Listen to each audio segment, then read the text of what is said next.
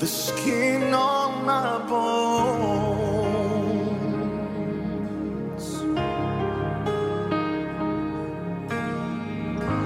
You're closer than the song on my tongue. Oh, yes, you are. Your thoughts define me. You're inside of me. You're my reality.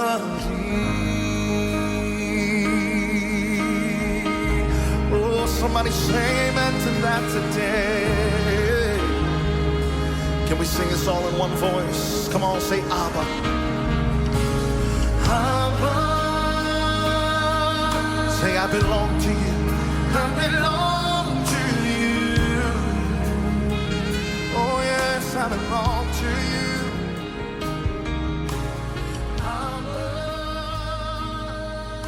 I belong to you.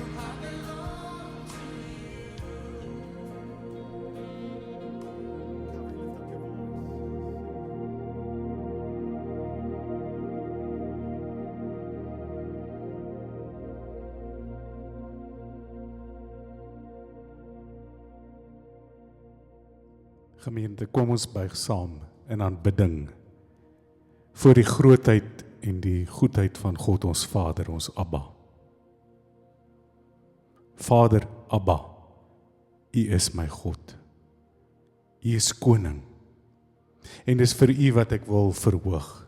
Dis U naam wat ek wil loof saam met die gemeente, saam met my broers en susters vandag. Vir ewig en vir altyd. U is groot, Here, en U naam en U getrouheid en U karakter is lofwaardig. Trouwens, ek wil aansluit by die woord wat sê, U grootheid is ondeurgrondelik. En vandag wil ons in die gemeente spreek van die glans van U heerlike majesteit en van al U wonderbaarlike dade. Dis te veel om op te noem, maar tog besing ons dit vanuit die diepte van ons ontzag vir ons Abba, Papa. En ons sal spreek van die krag van U vreeslike dade en van U groote wil en U barmhartigheid sal ons wil vertel. Want ons verlustig ons aan U woord. Ons wil die gedagtenis van U groote goedheid behou. Ons wil jubel oor U geregtigheid. Verder wil ons vandag, wil ons saamkom as 'n gemeente en sê, genadig en barmhartig is die Here ons God, ons Abba. U is lankmoedig en U is groot van goedertierenheid. Ons bely as gemeente vandag saam, dat U, Here, as Abba is goed en U barmhartighede is oor al die werke van U hande. Vader, al U werke loof U. O Here, ons loof U. Ons U gunsgenote, gekoop deur die bloed van die lam. Ons loof U. Ons prys U. Laat ons vandag in die gemeente melding maak van die heerlikheid van die koninkryk en laat ons oor ons lippe U lof neem en dit spreek van U mag en U heerlikheid. Vader, ons bely U koninkryk. Dis 'n koninkryk nie van tydigheid en net van sekere dae en minute en ure nie. U koninkryk is 'n koninkryk van alle eeue. En U heerskappy duur deur al die geslagte. U trou, God, is groot van geslag tot geslag. Ons eer U vandag, Abba Vader, dat U die Here van ons lewens is en dat U ons ondersteun. U ondersteun almal wat val en U rig almal op wat neergebo is. En vandag sit hier dalk mense, Here, wat moedeloos is, wat se siel in hulle diep bedroef is of neergebo is. En ons verlange, Abba Vader, is dat U ons sal optel. You are the lifter of our heads. rig almal op wat neergebo is.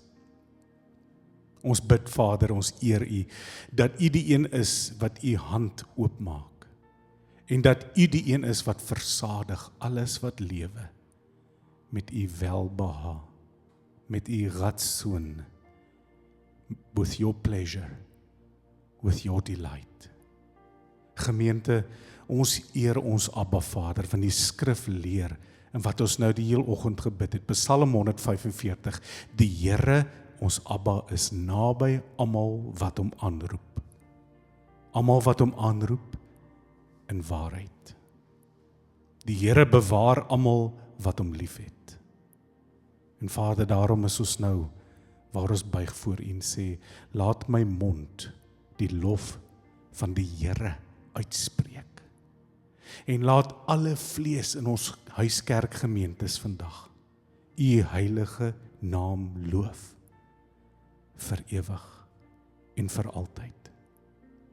En ons besef nou, ons kan U loof, omdat Christus het die prys betaal. Christus het die plan uitgewerk. En die Heilige Gees kom maak dit nou lewend in ons gemeente. Vra daar waar jy nou sit, broer en suster, vir die Gees van God, om jou te kom vul met sy volle waarheid, voor ons sy woord nou hoor.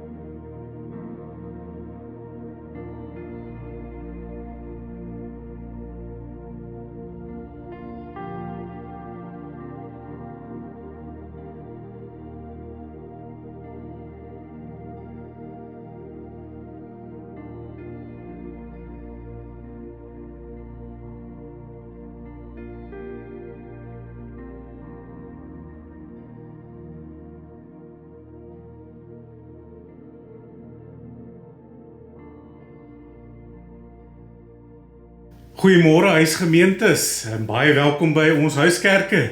En vandag is 'n nuwe seisoen in ons gemeente wees, omdat ons vir die eerste keer in ons geskiedenis so 'n bietjie die huiskerke skommel. En ek bid dat dit vir julle 'n wonderlike saamgroei, saamfellowship geleentheid sal wees.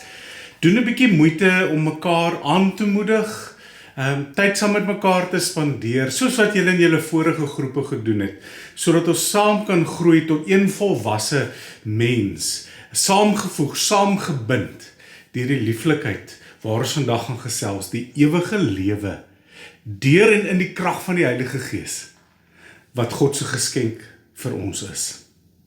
Julle het klaar saam gebid, ons het klaar stil geraak, ons is op die oomblik nog steeds, hierdie is deel 2 na verlede Sondag in die kerk, Johannes 17 vers 2, wat sê, soos U hom, soos God Jesus mag oor alle vlees gegee het, sodat hy aan almal wat God hom gegee het, die ewige lewe kan gee. So ek wil verder gesels oor hierdie ewige lewe wat God kom gee. En dis vir my 'n kragtige gedagte. So om deelagtig te wees aan hierdie ewige lewe wat Jesus Christus as 'n geskenk kom gee, is natuurlik om, soos Jesus dan in Johannes 17 vers 3 bid, koop jy het jou Bybel daar by jou, waar hy sê, ek bid dat julle God sal ken. En wat ons nou reeds vir mekaar gesê het, is dat wanneer ons God ken, dat ons veral sy karakter en sy natuur sal ken. Maar ek dink dit beteken nie net ek sal bewus wees nie, ons het ons nou mooi die woordjie ginosko oopgebreek. Dit beteken nie ek is net bewus van sy karakter en sy natuur nie, dit beteken dat ek daarin sal groei. Nou hier is een van my grootste lieflikhede wat ek baie graag met myself eerstens, maar met mense deel. Wat is geestelike groei? En ek dink Johannes sê dit vir my so mooi in Johannes 3 vers 30. Jesus moet meer word en ek en jy minder. Dis geestelike groei. So wanneer ons God se karakter ken, wanneer ons sy natuur ken, wanneer ons deelagtig is aan hierdie ewige lewe wat Jesus gebring het, dan sal ons groei, ons sal konstant groei, dis wat die woord sê, dis wat Jesus bid, in ons kennis van God, in ons oorgawe aan God, en ons afhanklikheid van God. Ironies genoeg daai laaste woord afhanklikheid.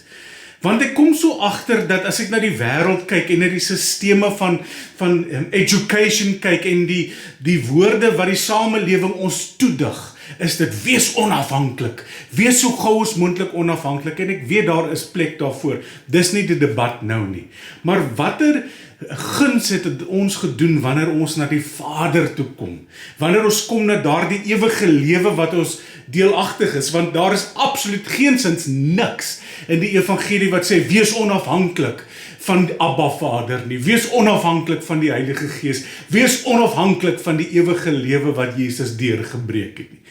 Trouwens, die skrif sê, die teenoorgestelde, groei in jou kennis, groei in jou oorgawe, groei in jou afhanklikheid. So vanoggend wil ek in ons huiskerk 4 beginsels neerlê oor hierdie ewige lewe en ons groei en ons toename in kennis in die karakter en die natuur van God. En die eerste een wat ek vanoggend wil aanraak is, ons word in hierdie ewige lewe wat Jesus nou deurgebreek het, word ons nou al hoe meer bewus van ons verhouding met God. Ons staan in 'n intieme oorgawe, geloofsafhanklikheidsverhouding met God. Maar wat gebeur in die ewige lewe, en dis die eerste beginsel, ek is nou soos 'n lekker teacher, ek leer dit oor en oor meer, is dat ons hierin al hoe meer daarin sal bewus wees daarvan. So kom ek raak gou prakties. Hoor gou wat sê Paulus in Romeine 8, vers 15. Paulus sê, iemand wat in Christus is en deur hom lewe, ontvang iets as deel van hierdie ewige lewe geskenk. Hoor hierso wat sê, vers 15, want julle het nie ontvang 'n gees van slawerny om weer te vrees nie, maar julle het ontvang, daar's 'n sleutelwoord, julle het ontvang. Wat het ons ontvang? Kyk wat sê, die gees van aanneming tot kinders, deur wie ons roep Abba Vader. So, wat hy hierso sê gemeente is, deur die Heilige Gees ontvang ek iets. En dit wat ek ontvang van die Heilige Gees, daarin settle ek. En daarin vind ek surety. Ek hou van die Engelse woorde, dis hoekom ek dit gebruik, is lekker sterk. Ek settle in dit wat ek ontvang van die Heilige Gees. Dit bring vir my surety, onbeweeglikheid, wat so wonderlik is in my en deur my.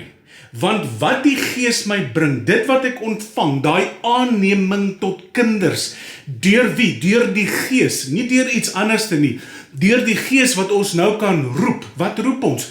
Abba Vader, met ander woorde, dis daai afhanklikheids, daai intieme verhouding, die verheerliking van die Vader. Hoor gemeente, dit kom deur die ontvanging van die Gees, deur aanneming tot kinderskap, deur wie ons roep Abba Vader. Dit settle ons, dit bring 'n surety. En wat so wonderlik is nou kan ek God ken. Ek word deelagtig van sy lewe. Sien, daar is die woordjie weer, ginosko.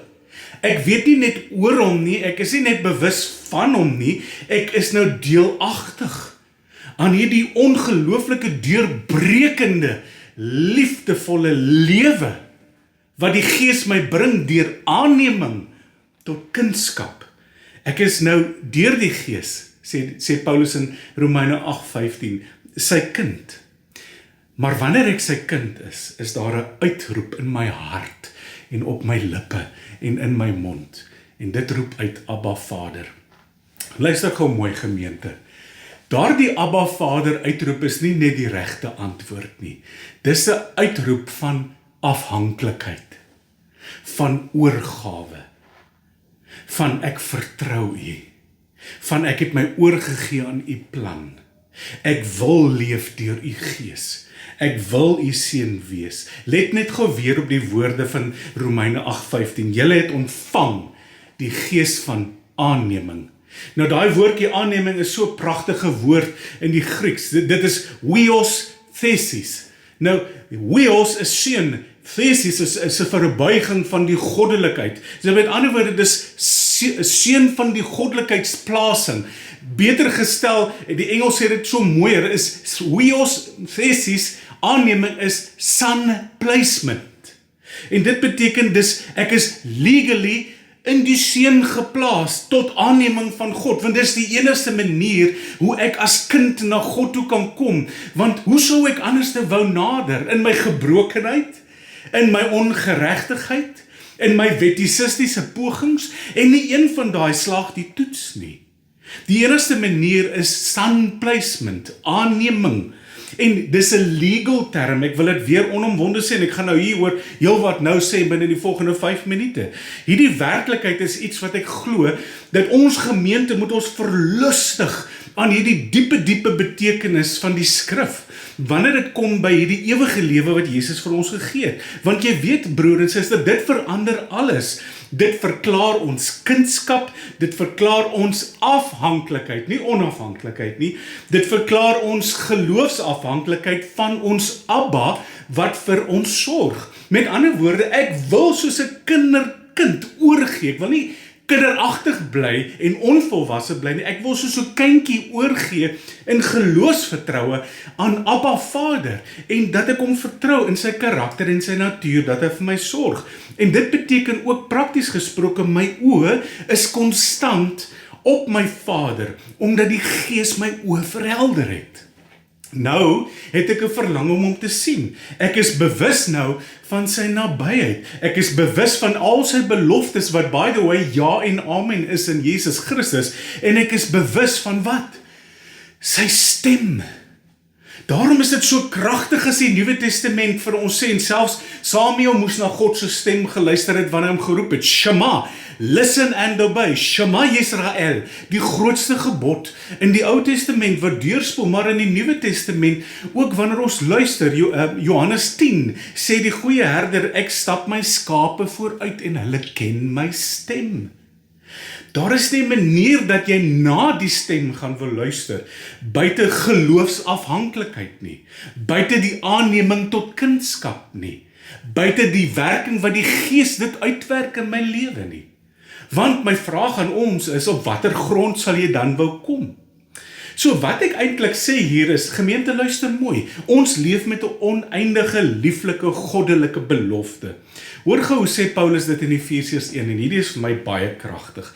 Hy sê, in wie julle, dis nou in Christus, is 'n posisionele woord, in wie julle, nadat julle die woord van die waarheid, die evangelie van julle redding gehoor het, in wie julle, nadat julle ook geglo is, en hier kom die sweet spot woord, verseël is met die Heilige Gees van die belofte, wat die onderpand is van die erfdeel, om sy eiendom te verlos, tot lof van sy heerlikheid. Wat sê dit? Groot sin. Kom ons breek dit af. Nee, kom ons sê dit eenvoudiger, dis wat ek wil sê.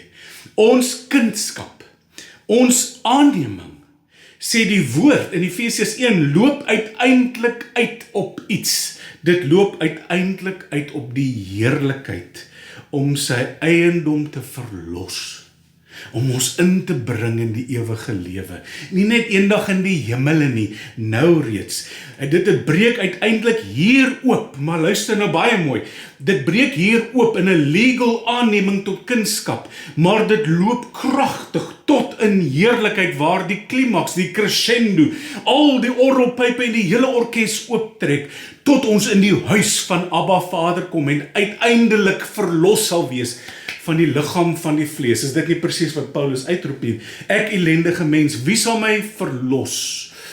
Wie sal my losmaak? Wie sal my bevry van die liggaam van die dood? God dank, Jesus Christus. So deels wat jy nou moet hoor, is dat daar aan hierdie kant van die graf, en die geskenk wat Jesus bring in die ewige lewe, 'n bevryding en 'n bevrymaking in 'n legal aanneming deur kindskap, iets ons toegedien word, maar dat dit uitloop tot sy grootste klimaks in volheid, in die hiernamaals, wat ek nou vir ons verder sal oopbreek.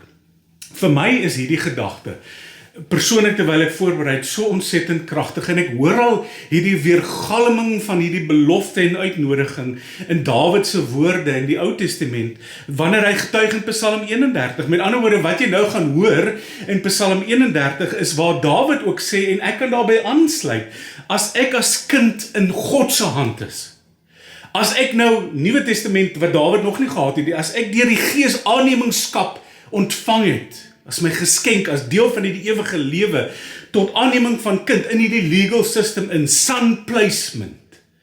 As ek dit ontvang het en ek in sy hand is, dan wil ek, en kan ek, en sal ek, heel hartig oorgee in alles.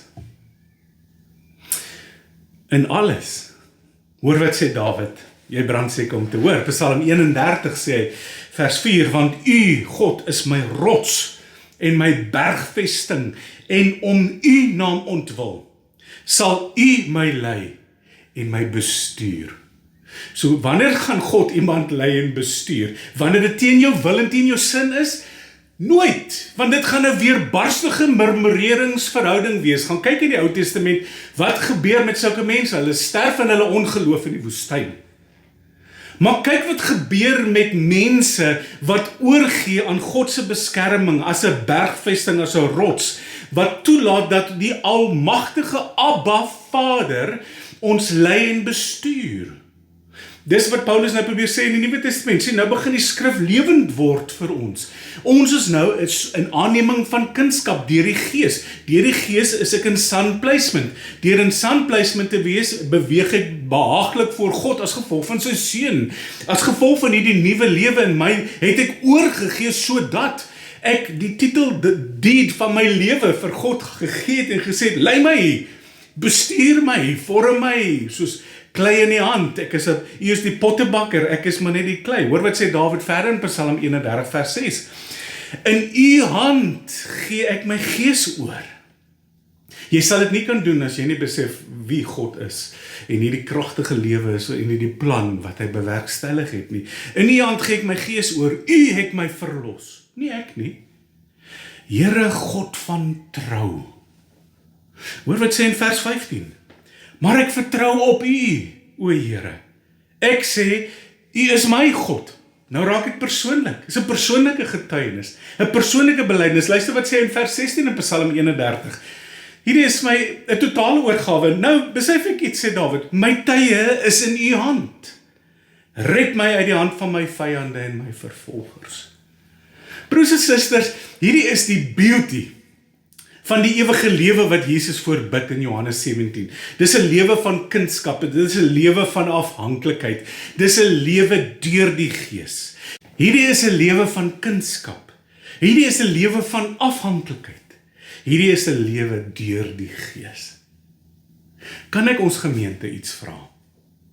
As Jesus Christus elke sekonde van sy aardse bestaan geleef het in afhanklikheid van sy Abba, wat hy sê doen ek, wat sy wil is, wil ek uitvoer, en deur die Gees gaan luister, ek bid, ek sonder ek af, ek vertrou my Vader om my te lei, om die deurbreker te wees, oor die weg te baan. As Jesus elke sekonde in so afhanklikheid geleef het, ook deur die Gees, in afhanklikheid van Abba Vader, deur die Gees, is my vraag vir die wêreld, maar primêr en eerste vir ons gemeente, hoekom sou ons enigstens anders wou leef? As Jesus die weg gebaan het, as hy die plan uitgewerk het. Tweede beginsel vanoggend, ons om God te ken, en nou reeds die ewige lewe as geskenk te ontvang het, deur die Gees wat ek nou gesê het, deur aanneming as kinders, deur die Gees gebeur dan nou nog iets, en dis die tweede punt. Nou leef ons konstant, wat ek 'n tyd terug genoem het, met die hoogste roeping van my hele lewe. Ja, dink gou vinnig, wat het ons gesê? Wat is die hoogste roeping van ons lewe? Om my te verlustig in God. My verlange is God, my verlange is sy weë, my verlange is sy woord, my verlange is om hom te verheerlik. It's the chief end of man, and to enjoy him forever and his glory. Dis my hoogste roeping. Dis niks nuuts in die skrif nie. Trouwens, dit word oor en oor herhaal omtrent op elke bladsy. Vir my is dit so kragtig wanneer ons al baie daaroor gesing het en die psalmdigter in Psalm 42 sê vanaf vers 2, soos 'n hert wat smag na waterstrome, so smag my siel na U, o God. Ons bely nou, ons Abba, het dit intiem geraak. Ons het hierdie ewigheidsgeskenk van lewe, intimiteit, om te ken die waaragtige God en Jesus Christus. Nou, is daar niks, trouwens, nog meer as wat Psalm 42 se digter kon sê, is my siel smagtend na U. My siel, vers 3, dors na God, dit dors na die lewende God. Wanneer sal ek ingaan en voor die aangesig van God verskyn? Ons weet dat ons nou in die nuwe verbond voor die aangesig van God, Hebreërs 4, kan verskyn, omdat die hoëpriester reeds deur die hemele deurgebreek het, die Seun van God, en dan nooi die skrif ons uit, laat ons aan daardie belydenis vashou, en laat ons dan met vrymoedigheid kom na die aangesig van God se troon. En wat ons doen dit in aannemingskap deur die Gees, in en deur Jesus, die plan van God. Wat van Psalm 119 vers 54? Wanneer ek my verlustig in God se glorie en dit my joy is, dan sê Psalm 119 vers 54, ons kan eintlik al 176 verse aanhaal, maar spesifiek vers 54, maar U voorskrifte was vir my liedere, in 'n plek waar ek 'n vreemdeling was. Nou waar is jy vreemdeling? As 'n pelgrimsreisiger in hierdie wêreld. En die rede omdat jy 'n vreemdeling is omdat jy jou lewe neergelê het in die laaste Adam tot verheerliking van God. Omdat jy die ou Adam natuur wou neerlê omdat dit net lei tot gebrokenheid en destruction. Maar jy het jou gewend tot die nuwe lewendmakende Gees en lewe wat deurbreek in sy Seun. Nou raak dit in my pelgrimsreis 'n lied. Dis 'n opstandingslied. Psalm 40, dis 'n nuwe lied in my mond. My lippe is nou as gevolg van repentance geopen. Ek het 'n standvastige gees gevestig in my hart, gewederbaar deur 'n nuwe lewe wat die Here kom gee. Nou gaan draai ek na die voorskrifte van die Here, sy woord, en ek verlustig my daarin. Ek soek dit. Ek smag daarna soos 'n hert in dorre streke. Ek drink graag uit die fontein. Wat sê ons gemeente? Wat ons sê is om ewige lewe te ontvang in Jesus, in aanneming tot kindskap, breek uiteindelik hierdie liefde oop, soos 'n fontein wat in 'n woestyn uitbreek. Dit bring groei, dit bring lewe, dit bring oorvloed. Maar ek en jy is nie die bron nie. Die plan van God, die ewige lewe, bekragtig deur die Heilige Gees. Dit is die bron. Ek wil vir jou lees wat in Efesiërs staan. Ons het net dit aangehaal. Efesiërs 1 vers 13 en 14 en dan gaan ek afsluit. Hy sê, in wie julle ook nadat julle die woord van die waarheid, die evangelie, die goeie nuus, die ware evangelie, van julle redding gehoor het, in wie julle in Christus, nadat julle dit geglo het, daar die evangelie wat God bedien, die plan wat hy gee, die kindskap aanneming wat hy gee, nadat julle dit geglo is, gebeur daar iets deur daai gees van aanneming. Hy verseël, ons word verseël met die Heilige Gees van die belofte. Want sien, die Heilige Gees is die Heilige Gees van die belofte, hou vas in daai gedagte tot die einde toe. Wat die onderpand is van die erfdeel, om sy eiendom te verlos tot lof van sy heerlikheid. Nou wat hierdie skrif sê is, dat daar is 'n heerlikheid in ons verlossing wat nog gaan aanbreek. En dis hoekom ons, soos Paulus vir Timoteus gesê het, hardloop die wedloop voluit, volhard tot die einde toe, behou die geloof. Want anderste, waarom sou ons wou wegbreek uit hierdie aarde? Ons is so lief geraak vir die staf van hierdie wêreld. En ek spreek nou die spoegspad. Waarom sou ons hier wou bly? As daar nie heerlikheid is nie, maar nou het ek goeie nuus, daar's 'n heerlikheid wat wag. En totdat daai heerlikheid aanbreek, sê hierdie teks wat ek nou net gelees het, is daar 'n belofte. Maar hierdie belofte word nie gemaak deur 'n kerk of 'n pastoor of 'n dominee nie, dit word gemaak deur die Heilige Gees. Hy word genoem die Gees van die belofte. En dit is daardie gees van die belofte wat ons dan verseël. Hy maak ons toe. Daardie gees van die belofte noem Paulus dan onder leiding van die Heilige Gees. Luister mooi, moenie te mekaar raak met die woord nie. Onder leiding van die krag van die Gees wat hom beywer om hierdie goed te skryf. Sê, daardie gees van belofte, sê die ou vertaling vers 14, is ons onderpand. Maar die Grieks is so kragtig, dis arabon, sê die Grieks. En hierdie woordjie is 3 maal in die Nuwe Testament gebruik. So nou moet my ore onmiddellik spits, want ek wil weet wat is die diepte van hierdie woord. So arabon is nie maar net 'n belofte, wishful thinking, kom ons kyk of ons daarby gaan uitkom nie. Arabon is nie net 'n belofte nie, dis 'n onderpand. Dit is trouwens 'n volledige deposito. Dis 'n down payment. En wat hierdie belofte of hierdie deposito of hierdie down payment of hierdie onderpand, wat hierdie arabon doen, is dat dit 'n wetlike en 'n geestelike, let wel die woordkeuse, 'n wetlike en 'n geestelike status van 'n mens, 'n kind verander. Met ander woorde, wetlik en geestelik is ek nou in 'n ander state of being. As gevolg van die Heilige Gees wat gekom het deur die gehoor van die evangelie, deur die glo van die evangelie, het die Heilige Gees ingekom en as belofte verseël, en in daai verseëling gee hy 'n wetlike en 'n geestelike statusverandering in 'n kind tot aanneming se lewens, die een wat in son placement ingekom het. Hy gee 'n wetlike geestelike statusverandering vir die een wat hierdie nuwe lewe ontvang het. En luister nou mooi, hier 'n arabon is met ander woorde 'n goddelike waarborg. Nie 'n aardse, kerklike, domiese waarborg nie, dis 'n goddelike waarborg van die een wat dit gegee het.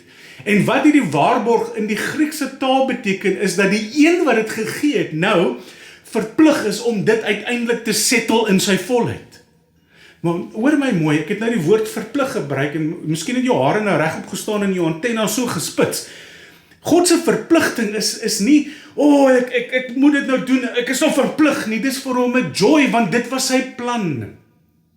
Dit was die uitvoering van die heerlikheid van sy plan. Hy wou ons bring by 'n arabon, deur die Gees, tot aanneming van kindskap, deur die evangelie wat ons gehoor het en geglo het, en ons hele lewens kom verander het, want hy wou vir ons settle. Hy wou vir ons 'n waarborg in hierdie pelgrimsreis waar ons liedere sing, nuwe liedere sing, wou hy vir ons 'n waarborg kom gee. Trouwens, nog sterker is die Griekse woord, ek het dit gaan navors in die diepste vlak. Dit beteken ek is nou onder kontrak. Kontrak van wie? Kontrak van die Heilige Gees. Die Heilige Gees is die merk nou. Dis die merk in my lewe dat Jesus Christus het my duur gekoop. Hy het met sy lewe vir my betaal. Sy bloed het gevloei. Hy het as knegt sy lewe neergelê. Dit is die kontrak, bekragtig deur die Gees. Die Gees is in beheer van hierdie kontrak. Hy verseël dit.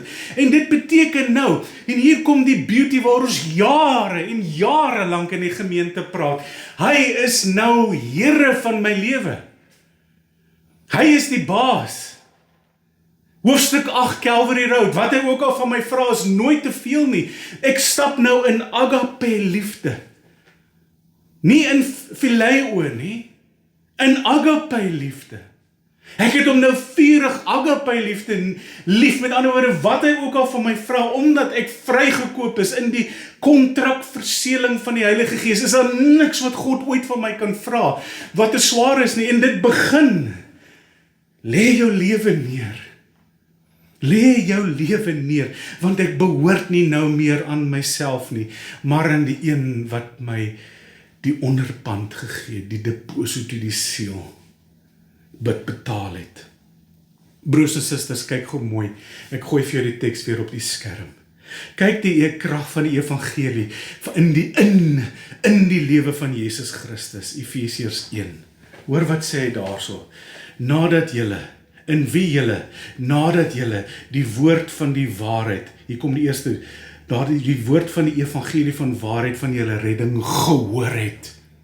Hoe sal hulle hoor as niemand dit preek nie? Eerstens gehoor het. Tweedens, nadat julle dit gehoor het, en wie julle ook, nadat julle dit geglo het. Hoe sal ons kom tot die pad van geregtigheid as ons dit nie geglo het nie? Deur genade is julle gered. Dat ons dit sal glo, die krag van God se plan. Nadat julle dit geglo het, is julle verseël. Dis die derde ding met die Heilige Gees.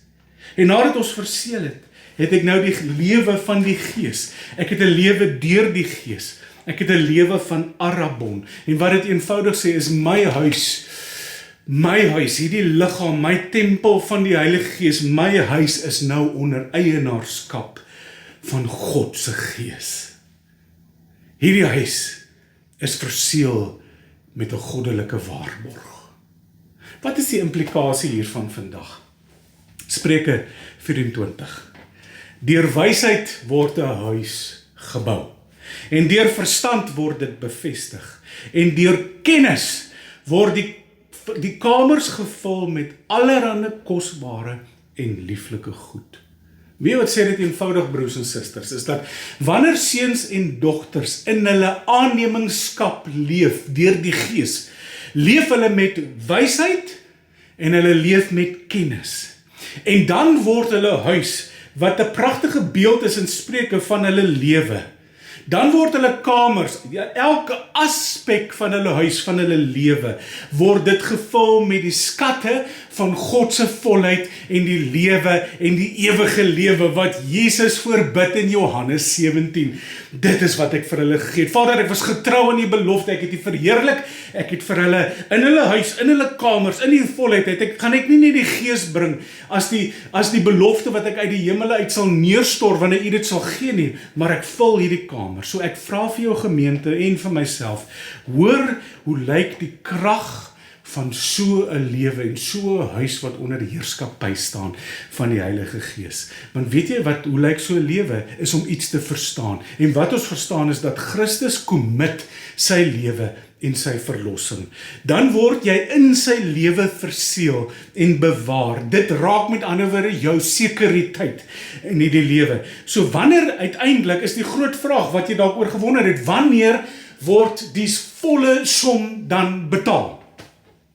En die skrif leer ons, by die finale opstanding uit die dode, in 'n lewe van heerlikheid by God in die huis van die Here tot 'n lengte van dae, waar ons verlos is van die sterflike liggaam van die vlees, wat God nou reeds aan hierdie kant vir ons deurbreek as 'n deposito, belofte verseëling deur die Heilige Gees, as ons erfdeel. It is settled. Maar ek sien ook met reikhalsende verlange uit om hierdie lewe klaar te maak en te volhard in die geloof. Met ander woorde, wat ek eenvoudig vir jou sê, is die Heilige Gees is die belofte. Dis die verlovingsring wat Jesus vir jou kom gee het as 'n bewys dat hy in sy belofte en in sy goddelikheid wat nie kan faal nie, want God kan nie lieg nie, sal terugkom om ons huwelik te kom voltrek, om jou huis toe te neem. En dit is waarmee Johannes 17 begin, en al die dinge het hy gesê en sy oë opgeslaan, en dan verwys dit na Johannes 14, 15 en 16. En 14 sê, laat jou hart nie ontsteld wees nie, glo in God en glo ook in my, want in die huis van my Vader is daar baie woonplek, dan sal ek terugkom en julle kom haal, sodat julle kan wees waar ek is. Heilige Gees, U moet hierdie dinge oopbreek vir die gemeente. Anders is dit net 'n klomp info wat net te veel is. Maar as dit nie net info is nie, gemeente, is dit soos 'n stroom lewende water. So hier kan ons opnuut vanoggend kom, en ons kan vanoggend opnuut as 'n gemeente opstaan, en ons kan opnuut bely, en op ons knieë sak, en in erkenning sê, God, ek het 'n verlange, om in hierdie ewige lewe waarin ek deelagtig is, U te ken. Ek wil U liefdevolle karakter ken. Ek wil U goedertierenheid, U gesed, your loving kindness ken. Ek wil U trou, U emet. Ek wil dit ken, want dit is geweldig oor ons en dit duur tot in ewigheid. Psalm 117. Ek wil dit ken. Dan wil ons en dan sal ons. Nie uit plig nie, uit dankbaarheidsoorgawe, ons hele lewe by Hom wil bly. By sy insettinge. by sy woord, in sy teenwoordigheid, deur Jesus, na die troon van God toe kom. Hoor wat sê Paulus hieroor in Filippense 3, hy sê, sodat ek hom kan ken en die krag van sy opstanding kan ken en die gemeenskap aan sy lyding kan ken, terwyl ek aan sy dood gelykvormig word, of ek miskien die opstanding uit die dode kan bereik, nie dat ek dit al verkry het of volmaak is nie, daar is die een kant aan hierdie kant van die graf, maar ek jaag daarna, of ek dit ook kan gryp, omdat ek deur Jesus Christus gegryp is. Broers, ek reken nie dat ek dit self gegryp het nie, wat hy eenvoudig sê is, ek het geloof deur gekom en myself oorgegee, maar die uitwerking van die heerlikheid is nie iets wat ek self kon gryp of self kon bewerkstellig het nie, dis die gawe en die heerlikheid van God. Ek reken dat ek dit nie self gegryp het nie, maar een ding, ek vergeet die dinge wat agter my is, al die ou koeie in die sloot, en ek strek my uit na wat voor my is, en ek jaag na die doel, om die prys te verkry van die hoë roeping van God in Christus Jesus. Die laaste 2 gaan ek net kortliks noem. 3. Om God te ken en die ewige lewe te ontvang beteken derdens dat daar 'n brandende verlange in my hart leef om God se wil, wat God wil, lief te hê en te doen. En al wat ek hier wil sê, sonder om dit nou ongelooflik uit te brei wat ons sou kon doen, is die woorde van die pragtige lied. Love, so amazing, so divine, demands my soul, my life, my all. En die laaste punt vanoggend. Om God te ken en die ewige lewe as geskenk te ontvang, beteken vierdens, dat dit wel tog iets produseer in ons gemeente, en persoonlik in my lewe. En wat dit produseer is vrug. Dit produseer.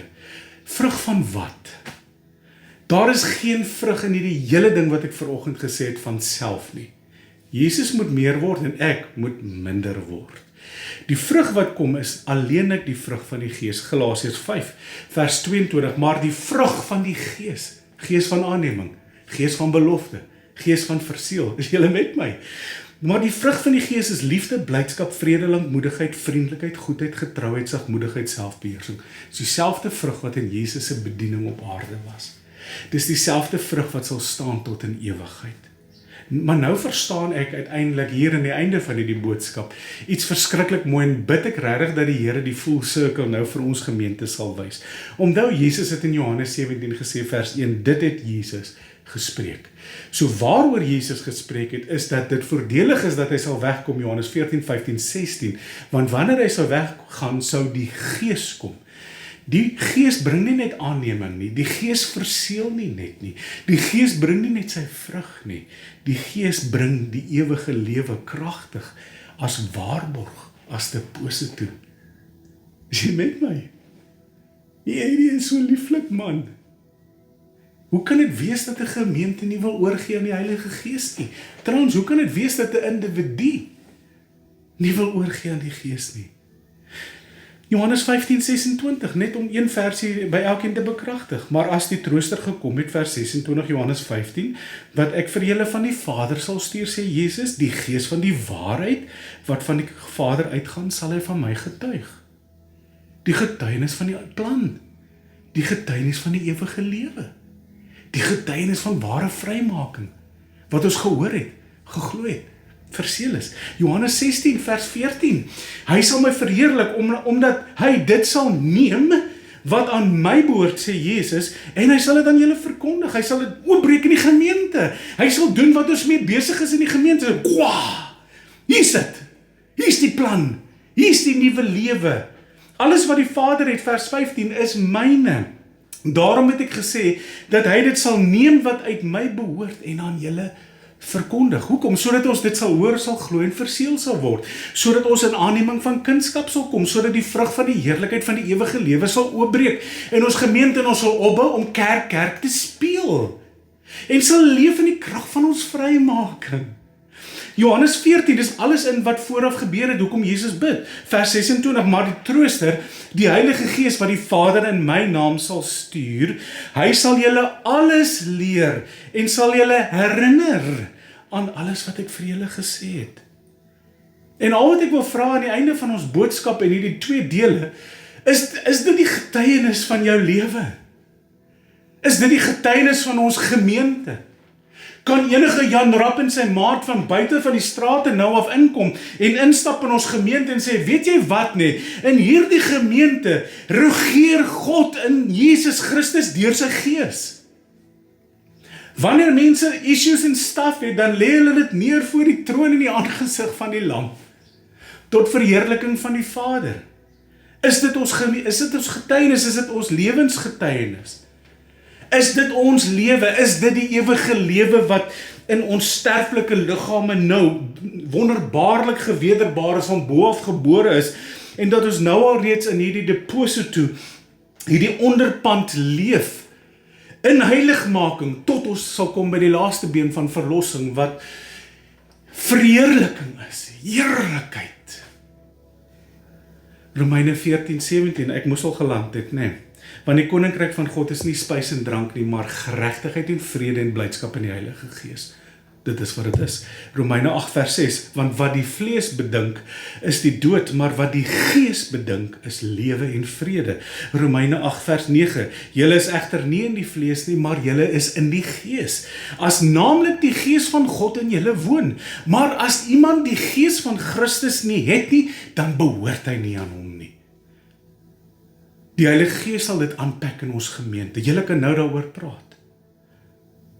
En nou hoor ek, en het ek al soveel kere beleef dat mense sê, is dit regtig so groot issue? Hoekom is jy so opgewerk daaroor? Hoekom is jy so daaroor? Want broers en susters, wat ons sal moet besef, wat die heel oggend probeer sê, is hierdie lewe is 'n voorbereiding. Dis 'n voorsmaak, maar tog is dit reeds nou so wonderbaarlik, omdat ons deelagtig is aan 'n nuwe lewe. Eendag in heerlikheid, ja, neem ons dan die volle besit, maar nou reeds het ons die seël van die Heilige Gees ontvang in ons sterflike liggame. En dit is ons waarborg, dit is ons eiendomsbewys, sodat ons sal weet, dat in Christus, in hierdie kant van die graf, maar ook in ewigheid, sal ons alles kry, en sal ons drink uit die fontein van die lewe, soos daai ou lied sê, ek sien 'n nuwe hemel kom. En as jy dit nie aan hierdie kant ontvang, as 'n seël nie, dan sal die heerlikheid ook nie vir jou wag nie. Breathe on me, is waar ek verlede week begin het. Breath of God, fill me with life anew, that I may love what thou dost love, and do what thou wouldst do. Ek bid dat die Here dit kragtig in ons gemeente sal uitwerk, die ewige lewe wat Jesus vir ons kom gee het, en dat ons dit sal ken, en dat ons Abba Vader sal ken, en dat ons Christus sal ken, en dat ons sal oorgee aan die Heilige Gees. Gesels hieroor, en kom ons bid vir mekaar ook. Hê 'n heerlike, lieflike geleentheid verder. En moenie stik aan die tee of die koekies nie. Totsiens.